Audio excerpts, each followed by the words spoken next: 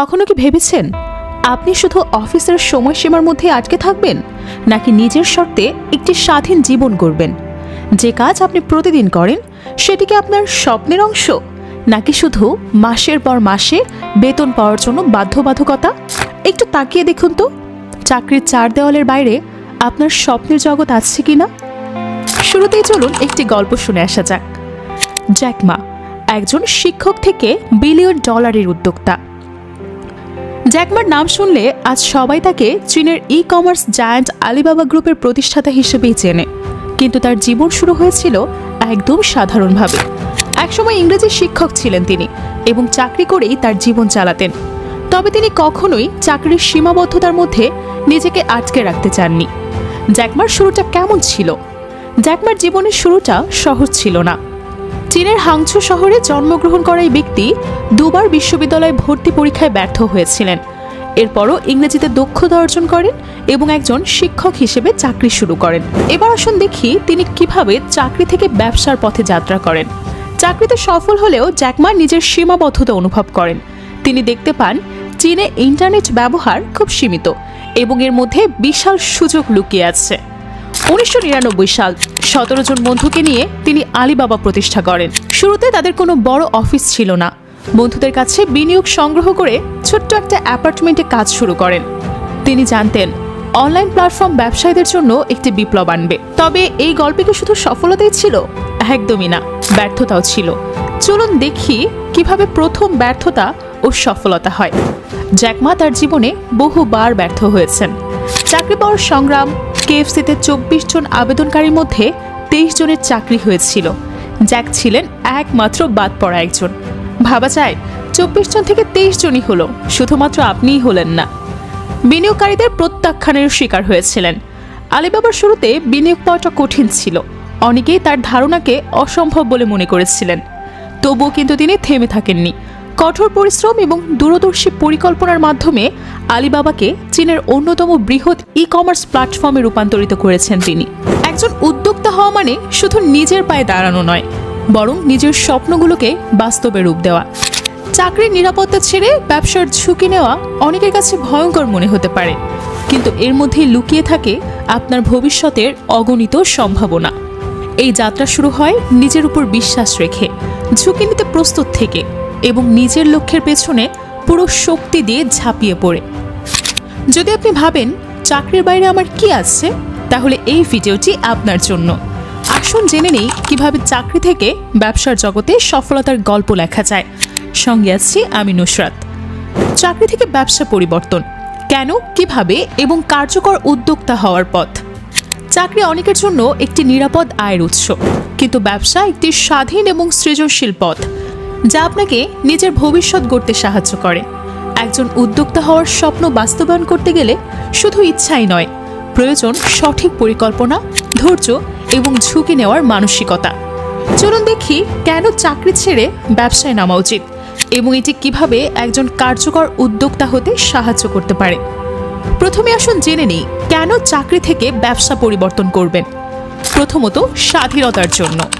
চাকরিতে আপনি সীমিত নিয়ন্ত্রণ এবং সময়সীমার মধ্যে কাজ করেন। ব্যবসায় আপনার সিদ্ধান্ত নেওয়ার ক্ষমতা এবং নিজের শর্তে কাজ করার স্বাধীনতা থাকে। দ্বিতীয়ত, আর্থিক প্রবৃদ্ধি।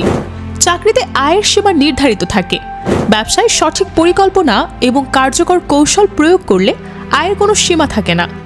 তৃতীয়ত, সৃজনশীলতার সুযোগ। ব্যবসায় নতুন কিছু তৈরি বা সমস্যার সমাধান করার মাধ্যমে আপনি নিজের সৃজনশীলতাকে কাজে লাগাতে পারেন। চতুর্থত, ঝুঁকি গ্রহণের অভিজ্ঞতা। ব্যবসা আপনাকে ঝুঁকি নেওয়া এবং নতুন জিনিস শিখতে সাহায্য করে। এটি জীবনের বড় বড় চ্যালেঞ্জ মোকাবেলায় সক্ষম করে তোলে। এবারে আসি কিভাবে চাকরি থেকে ব্যবসা পরিবর্তন করবেন। 1. পরিকল্পনা করুন। বাজার গবেষণা করুন। কোন পণ্য বা পরিষেবার চাহিদা বেশি তা বোঝার জন্য বাজার গবেষণা শুরু করুন। বিজনেস মডেল তৈরি করুন। আপনার ব্যবসার লক্ষ্য, সম্ভাব্য গ্রাহক এবং রাজস্বের উৎস নির্ধারণ করুন। ঝুঁকি নির্ধারণ করুন। ঝুঁকি এবং চ্যালেঞ্জগুলো চিহ্নিত করে সেগুলোর সমাধানের জন্য প্রস্তুত হন। 2. আর্থিক প্রস্তুতি নিন। নিজের সঞ্চয় থেকে ব্যবসার প্রাথমিক খরচ চালানোর প্রস্তুতি নিন। বিকল্প আর্থিক উৎস খুঁজুন, যেমন বিনিয়োগকারী বা ব্যাংক ঋণ। 3 নম্বরে রয়েছে স্কিল ডেভেলপমেন্ট, ব্যবসার প্রয়োজনীয় দক্ষতা অর্জন করুন, যেমন মার্কেটিং, ফিন্যান্স এবং নেটওয়ার্কিং। অনলাইনে বা ওয়ার্কশপে অংশগ্রহণ করে প্রয়োজনীয় জ্ঞান বাড়াতে পারেন। 4. ধীরে ধীরে পরিবর্তন করুন। প্রথমে পার্ট টাইম বা ছোট ব্যবসা দিয়ে শুরু করুন। ব্যবসার লাভ বৃদ্ধি পেলে পুরো সময়ের জন্য এটিতে মনোযোগ দিন। 5 নম্বরে রয়েছে পরামর্শ নিন। অভিজ্ঞ উদ্যোক্তাদের পরামর্শ নিন। মেন্টর খুঁজে তাদের কাছ থেকে দিক নির্দেশনা নিন। এবার রয়েছে আপনাদের জন্য উদ্যোক্তা হিসেবে সফল হওয়ার কিছু টিপস। 1. মিশন এবং ভিশন। নিজের লক্ষ্য এবং পরিকল্পনা সম্পর্কে পরিষ্কার থাকুন। একটি সুনির্দিষ্ট ভিশন এবং মিশন আপনার পথ চলাকে সুসংগঠিত রাখবে। 2. বাজারে নিজের আলাদা পরিচিতি গড়ে তুলুন। প্রতিযোগিতামূলক বাজারে আপনার পণ্য বা পরিষেবার একটি অনন্য বৈশিষ্ট্য তৈরি করুন। 3. নেটওয়ার্কিং। অন্যান্য উদ্যোক্তা এবং পেশাদারদের সঙ্গে সংযোগ স্থাপন করুন। প্রয়োজনীয় সংস্থার সঙ্গে ভালো সম্পর্ক তৈরি করুন। 4. গ্রাহক পরিষেবা। গ্রাহকদের সন্তুষ্টি নিশ্চিত করা একটি ব্যবসার টিকে থাকার মূল ভিত্তি। তাদের মতামত নিয়মিত গ্রহণ করুন এবং সেগুলো প্রয়োগ করুন। 5 নম্বরে রয়েছে প্রযুক্তি ব্যবহার করা। বাজারে টিকে থাকতে আধুনিক প্রযুক্তি ব্যবহার করে কার্যকারিতা বাড়ান। 6 নম্বরে রয়েছে সবচেয়ে ইম্পর্টেন্ট পয়েন্ট, সেটা হচ্ছে ধৈর্য এবং অধ্যবসায়। ব্যবসা সফল হতে সময় লাগবে। ঝড় আসবে, ভেঙে পড়বেন, পড়ে যাবেন, আবার উঠে দাঁড়ান। ধৈর্য ধরে কঠোর পরিশ্রম চালিয়ে যান। চাকরি থেকে ব্যবসায় পরিবর্তন করা একটি বড় ডিসিশন। এটি আপনাকে স্বাধীনতা, সৃজনশীলতা এবং আর্থিক সমৃদ্ধির পথ দেখাতে পারে। তবে সঠিক পরিকল্পনা, ঝুঁকি নেওয়ার মানসিকতা এবং কঠোর পরিশ্রমের মাধ্যমে এটি বাস্তবায়ন করতে হবে। একজন উদ্যোক্তা হিসেবে নিজের পরিচিতি গড়তে পারলেই আপনি একটি সফল এবং সন্তোষজনক জীবনের পথে এগিয়ে যেতে পারবেন। সবশেষে বলতে চাই, আপনার স্বপ্ন কি আপনাকে ডাকছে?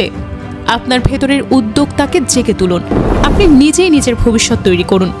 মনে রাখবেন, আপনার একটি সাহসী সিদ্ধান্তই হয়তো আপনার পুরো জীবনের গল্পটা বদলে দিতে পারে। জ্যাক মা যেমন বলেছিলেন, আপনি যদি কখনো চেষ্টা না করেন তাহলে আপনার কোনো সুযোগই নেই। তাহলে আজ শুরু করুন, হয়তো আগামী দিনে আপনি হবেন পরবর্তী সফল উদ্যোক্তার গল্প। ধন্যবাদ সঙ্গে থাকার জন্য। আপনার জীবনের যে কোনো সমস্যার পরামর্শ পেতে অবশ্যই কমেন্ট করে যাবেন। আপনার মূল্যবান মন্তব্যের অপেক্ষায় থাকব। ভিডিওটি ভালো লাগলে লাইক, কমেন্ট এবং শেয়ার করবেন। সাবস্ক্রাইব করে আমাদের পাশেই থাকবেন।